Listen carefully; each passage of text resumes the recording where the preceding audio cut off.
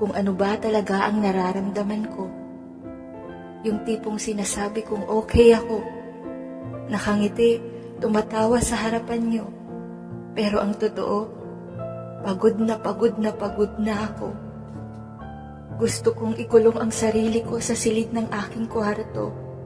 Kasi dito ang mundo ko, ang madilim kong mundo. Sa madilim kong mundo na hindi ko na naman makilala yung buhay na tinatahak ko. Tinatanong nila ako, bakit ko to ginagawa sa sarili ko? Pero ang sagot ko, hindi. Hindi ko to gusto. Hindi ko to ginusto. Sinusubukan ko naman eh.